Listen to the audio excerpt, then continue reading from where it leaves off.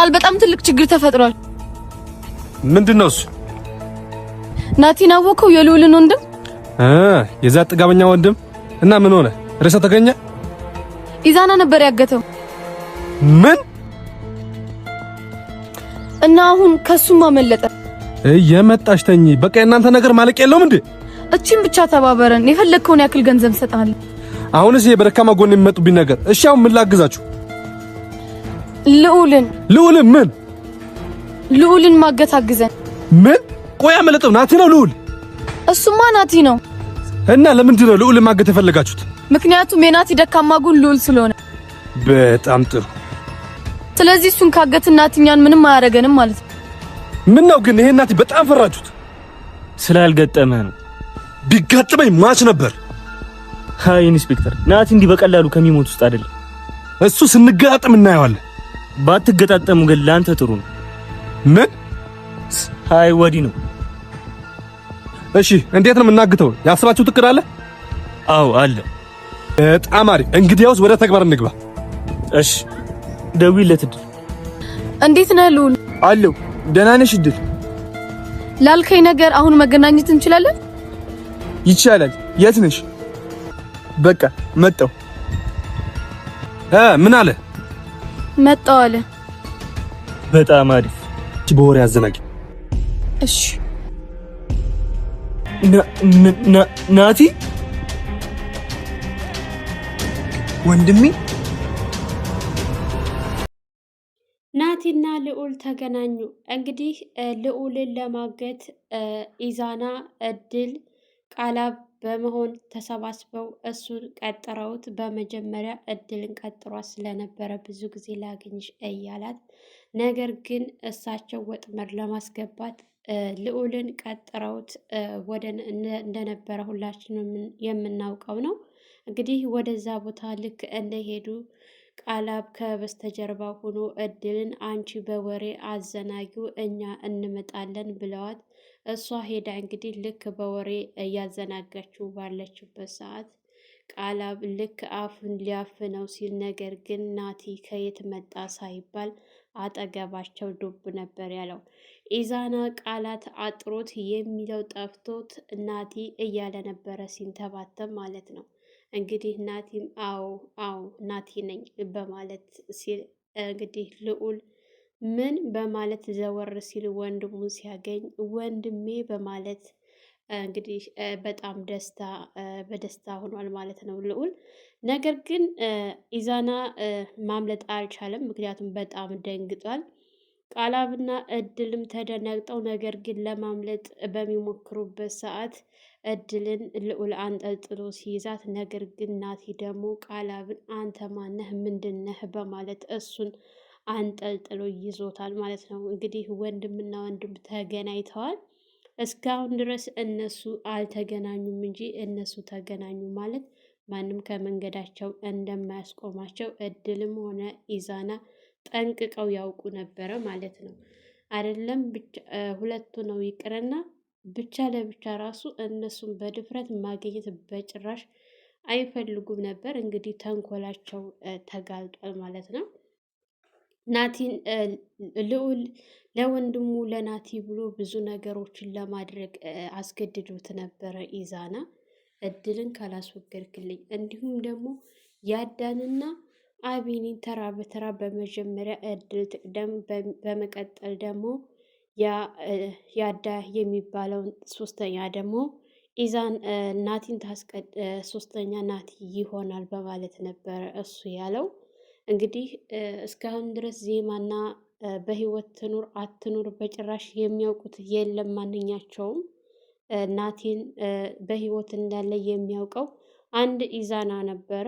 ኢዛና የናቲ ከቤት መውጣት በጣም አስጨንቆትና አስፈርቶት ከእድል ጋር ተገናኝተው እድልን ያላላት ነገር የለም። በመጨረሻ አሳምኗት፣ እሷን በጣም ደንግጣ፣ ምክንያቱም ናቲ በጣም ኃይለኛ እንደሆነ ታውቃለች።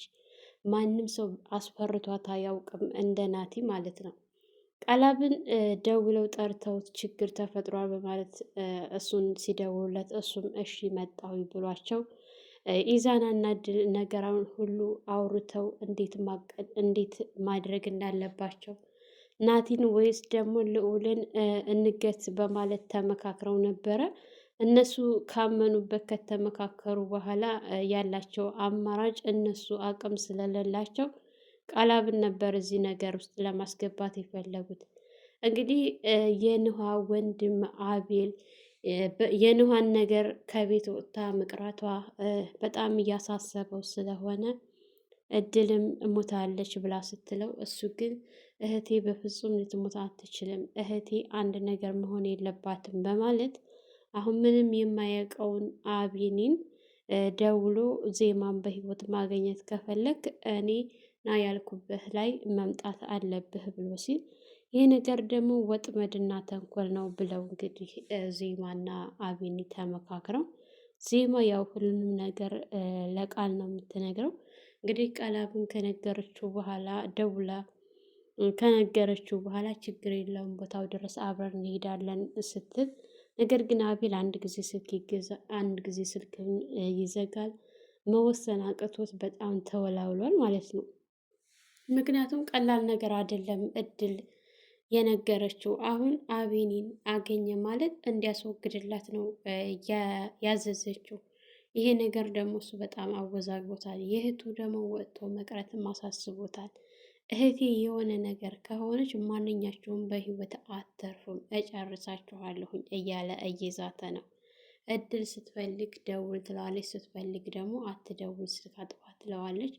እሱም እንግዲህ እሷ ባለችው መሰረት እየታዘዘ ነው። አሁን ሰዓት ላይ አማራጭ ስለሌለው ነገሮችን ቀስ ብለን እናደርጋለን እንጂ እንደዚህ መቸኮል የለብህም እባክህን፣ አንዴ እንደሆነ እህትህን አታገኛትም ተስፋ ቁረጥ ብትለውም እሱ ግን አይ እህቴ ምንም ነገር አልሆነችም፣ ምንም እንዳልሆነች ነው ልቤ እየነገረኝ ያለው፣ እህቴ ምንም ልትሆን አትችልም እያለ ነው እስካሁን ድረስ ማለት ነው። እንግዲህ አቢኒ ተወዛግቦ ይህን ሰውዬ ማየት አለብኝ ብሎ ምንም እንኳን አቤል ስልክ ባይደውልለትም እሱ ደውሎለት መሆንህ ነው ስልክ አይሰራም ምሳ ሲለው አዎ ቻርጅ ጨርሶ ነበረ አሁን እኔ እና በፍጥነት ብሎት እሱም ደግሞ እሺ በማለት ዜማን እኔና አንቺ እንሂድ ብሎ ቢላት አቢኒ ነገር ግን እሷ አይ በጭራሽ አንተ መሄድ የለብህም ብቻችንን መሄድ የለብንም ቃላብ ነገር ነው ከቃላብ ጋር ነው ብለው ነበረ። እንግዲህ ቃላብ ዜማ ደውላለት ወደ እነ ዜማ እየመጣ ባለበት ሰዓት እድል ጋር ተገናኝቶ እድል ብሎ ሲጠራት እድል በጣም ተደናግጣና ተወዛግባ ነበረ። ቆይ መሆንሽ ነው እንደዚህ የሆንሽው ብሎ ቢላትም እሷ ግን ምንም አልሆንኩ ስትል እድል ቆይ እኔና አንቺ አብረን ልንሰራ ተስማምተናል አይደለ? ስለዚህ ለምን ነው ተኔ የምትደብቅኝ ብሎ ሲላት እሷ ግን ሙሉ በሙሉ መናገር አልፈለገችም ነበረ እያለች ኑሃን ታውቃታለህ ስትለው ነበረ። አውቃታለሁ ኑሃ እኮ ሞታለች ብላ እንግዲህ ስለ ኑሃ ስትነግረው ምን ነበር ያለውና የደነገጠው ማለት ነው። ቆይ የእናንተ ነገር ምንድን ነው አልገባኝም። አንደኛውን ስወጣ አንዱ እየተተካ በጣም ነው ያስቸገረኝ። ቆይ ማን የገደላት ምናምን ስትል ብሎ ሲጠይቃት የምናውቀው ነገር የለም ሞታ ተገኘች ብላ ስለሱ አንዳንድ ነገር ነግረው ግን ሰው ፊቷ በጣም እንደተረበሸች ስለሚያስታውቅ እድል የሆንሽው ነገር አለሽ እንዴ ለምን አትናገርም ብሎ ቢላትም በፍጹም የሆንኩት ነገር የለም ብላው ነበረ። ግን እሱ በጣም ተጠራጥሮ ስለነበር ታልነገርሽኝ ብሎ ሲላት የኑሃ ወንድም አቤል እንደውሎ ቀጥሮታል ምናምን ብላ ስትለው እሱ ነው እንዴ ቀጠራቸው ስትል እንዴት አወክ ስትለው ፖሊስ አይደለም ፖሊስ እኮ ሁሉንም ነገር ያውቃል የፖሊስ ነገር እንዴት አወክ ተብሎ ይጠይቃል። እኔ እኮ መርማሪ ታውቂያለሽ አይደል ብሎ ሲላት አዎ ብላ ተለያይተው ነበረ። ከተለያዩ በኋላ ግን ወደ እነ ዜማና አቢኒ ጋር ከሄደ በኋላ እነሱ ጋር አውርቶ ቆይ አሁን ምንድን ነው የምናደርገው ሲል በመጀመሪያ አቢኒ ቅደምና ከዛ እኛ እንከተላለን ሲላት ዜማ አይ ብቻውንማ በጭራሽ መሄድ የለበትም ምክንያቱም የሆነ ነገር ቢያደርጉት ይሄ ነገር እኮ ወጥመድ ነው ይሄው እኔ እንደሆንኩ አለሁኝ እነሱ እኮ ያሉት ወጥመድ እንደሆነ የሚያስታውቀው ዜማን ማግኘት ከፈለክ ነው ብለው ያሉት ወጥመድ ሊያስገቡት እና ብቻውን በፍጹም ሊሄድ አይችልም አብረነን ብላ ስትለው እሺ በማለት ቆይ አንድ ጊዜ ስልክ እየፈለገን አስቸኳይ ነው በማለት ስልኩን አንስቶ ለእድል ደውሎላት ልጁ ከዛ ሰፈር እንዲሄድ ብሎ ደውሎላት ነበረ ማለት ነው። እነሱ እንግዲህ እሺ በማለት እየተመካከሩ ስለነበረ እሷም ለአቤል ደውላ ከስፍራው ራቅ፣ አሁን እዛ መገኘት የለብህም ስትለው እሺ ብሎ እሱም እንግዲህ ከዛ ቦታ ለቀው ሄዷል። ምክንያቱም ይህን ነገር ተነጋግረን ቀስ ብለን እንጂ በችኩል የሚሆን ነገር የለም ስላለችው እሱም እሺ ብሎ ተቀብሎ እሽታዋን ሄዶ ነበረ። ነገር ግን እሱ በድጋሚ መጥቶ ቃላብና አሁን ስልኩ ይሰራል ብሎ ሲላቸው አዎ ይሰራል በማለት አቢን ሲደውልለት ስልኩ እየጠራ ስለነበረ ድጋሚ እንግዲህ ቃላብ ለእድል ደውሎ ቆይ ለምንድን ነው ያልኩሽን የማትሰሚው? ልጁ ለምንድን ነው ስልኩን ያልዘጋው ብሎ ሲላት እኔ እኮ ስልክህን ዝጋው ሳይሆን ከዛ ከሰፈሩ ከአካባቢው ራቅ በል ነው ያልኩት ስትል እንደዛ ከሆነ እሺ ብንሄድም አናገኘውም በማለት ስትላ አዎ አታገኙትም ሲል ሶስታቸውም ተያይዘው እዛ ቦታው ሄደው ነበረ። ነገር ግን ቦታው ላይ ሲደርሱ ማንም ስላልነበረ ስልክ አንስቶ ሲደውለት መጥቼ ነበር የለህም ሲል አዎ ስጠብቅ ሰዓት አሳልፈ ሰዓት ስላቃጠልክ ለዛ ነው ሄጃለሁ። በሌላ ቀን ግን ስቀጥር አንዲት ደቂቃ ብታረፍድ ዜማን በህይወት አታገኛትም ብሎ ነበረ እየዛተበት ማለት ነው። አይ አቤል የጨነቀው ሰው በቃ የሚለውን እኮ አያውቅም። ዝም ብሎ ውርድንብሩን ነው የሚለው ማለት ነው። እንግዲህ አቤልም እንደዛ ብሎ ስልክ ዘግቶባቸው ሄዶ ነበረ፣ ከአካባቢው ተሰውሯል። እንግዲህ ቃላብም ይህ ማንም የለም በማለት ተዛ ተለያይተው ሄደው ነበር። እነሱ አቤኔና ዜማ በሌላ በኩል እየሄዱ ባሉበት ሰዓት እንግዲህ ኢዛና እና እድል አንድ ላይ ተገናኝተው ምን ማድረግ እንዳለባቸው እያወሩ ነገሩን ካወሩ በኋላ ነገር ግን በእነሱ አቅም እንደማይሆን ጠንቅቀው ስለሚያውቁ ይህንን ነገር ለምን ለቃላብ ነግረነው እሱ አያግዘንም ብለው እንግዲህ እሱን ደውለው ጠርተውት ነበረ። እሱም ልክ እዛ ስፍራ ሲደርስ ሲያያቸው ዛሬ ደግሞ አይጥና ድመት አንድ ላይ ሆናችኋል ብሎ ሲል ቃላብ ችግር ተፈጥሯል ነበር ያለችው እድል ማለት ነው። ደግሞ የምን ችግር ናቲ ስትል ናቲ ደግሞ ናቲያ የልዑል ወንድም ነው ብሎ ሲል አዎ እና አስክሬኑ ተገኘ ሲል አይ አስክሬኑ ሳይሆን ኢዛና ነበረ ያገተው ብላ ስትለው ምን ነበር ያለው እና የደነገጠው ማለት ነው። አዎ ኢዛና ነበር ያገተው፣ ነገር ግን ከታሰረበት ፈቶ አመለጠ ስትል እና ታዲያ ምን ችግር አለው መያዝ ነው ሲል አይ እሱ ቀላል ሰው አይደለም፣ ለዚህ በቀላል የሚያዝ አይደለም ሲል እንዴት ቆይ ለምንድን ነው ይሄን ያክል የምትፈሩት ሲል ኢዛና ስለማታውቀው ነው ሲል ባወቅኩትና በተገናኘንማ ሲል አይ ባታገኘው ይሻልሃል እንዴት ሲል አይ እሱን ተወው ነበር ያለው ማለት ነው። እና ምን ማድረግ ነው ያለብን ብሎ ሲላቸው ማድረግ ያለብንማ ልዑልን ማገት ነው ስትል ያመለጠው እኮ ናቲ ነው እንጂ እኮ ልዑል አይደለም ሲል አይ የናቲ ደካማ ጎኑ ልዑል ስለሆነ ልዑልን ካገት ነው ናቲ ምንም ሊያደርገን አይችልም ስትለው እሺ አሁን ያሰባችሁት ያቀዳችሁት ነገር አለ ብሎ ሲላቸው አዎ በማለት እንግዲህ ኢዛና እቅዳቸውን በሙሉ ነግሯቸው ሲነግረው እሺ በማለት በመስማማት ለልዑል ደውይለት ነበር ያለው። እንግዲህ ልዑል ጋር ደውላ በባለፈው እንገናኝ ብለህ ነበረ፣ ዛሬ መገናኘት ከቻልን የት እንገናኝ ብላ እሱም ደግሞ እሺ በማለት በደስታ እንግዲህ ደውሎ ተቀጣጥረው ወደዛ ሶስታቸውም እየገሰገሱ ሲሄዱ እዛ ስፍራው ልዑል ብቻውን ቆሞ ሲያዩት በቃ አንቺ ሂጂና በወሬ አዘናጊው እኛ እንመጣለን፣ ሂጂ አንቺ መጀመሪያ ቀዳሚ ብለዋት ነበረ ማለት ነው።